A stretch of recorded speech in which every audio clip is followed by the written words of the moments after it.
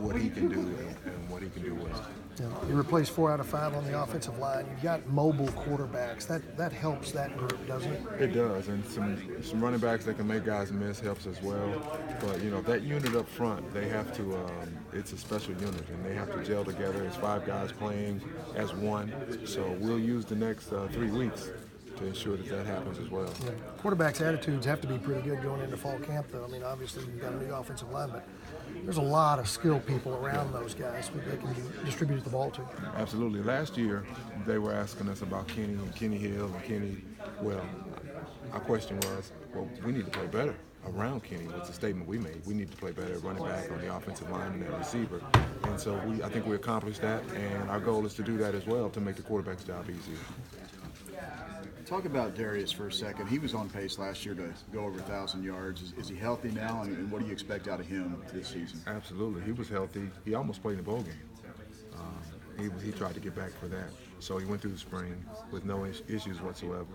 So, he's a guy that just has always gotten yards all of his life. He rushed for 270 yards in the state championship game. I mean, he expects to get yards. He gains yardage. He breaks tackles. I'm excited to see what he does this year. Last year, Shayla was a guy that really came on and seemed showing his versatility as a receiver as well. Does that make the Darius Anderson-Shayla show the top running back duo in the Big 12 in your opinion? Well, let's go. I think so. They both complement each other really well. They're very smart players. They're conscientious. They work hard, and they're really good friends. We'll have both of those guys on the field a lot this year. How much does it help having those 2 guys with Sean or even Michaels transition as a new quarterback? Yeah, not only do they have to play well for us, but we're asking those guys to be leaders. They need to be leaders, and we lost a lot of leadership last year with our offensive lineman, Kenny, Kyle Hicks, John Diar's. We lost a lot of leaders, so I'm asking a lot of those 2 guys in the backfield. Not only get yards, make people miss, make the quarterback's job easier, play on special teams, but we need leaders on offense.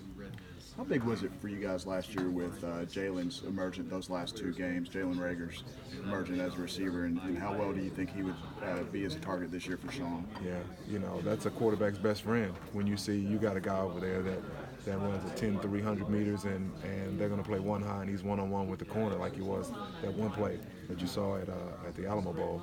So, Jalen just continues to get better. He works extremely hard. He has a great father who's instilled a lot of that hard work and that work ethic in him. And it's exciting to see. We need people to double Jalen so we can run the football as well. And if they don't, then we're going to try to throw it over their heads.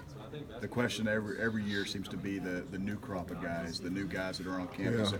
Are any of those 2018 kids, did they make an impression on you guys at all in the offseason? Maybe not you guys seeing them, but maybe just word of mouth, or either guys that are fast or maybe we hear guys we hear things. We hear how well these guys are supposedly doing.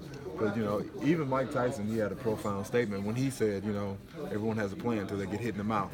So we'll see what happens when we put the pads on, because that's really when we can tell the contributions that when we can find out what contributions we can expect from our young guys. We have an idea, but we're generally wrong. I appreciate it, Luke. Thank you.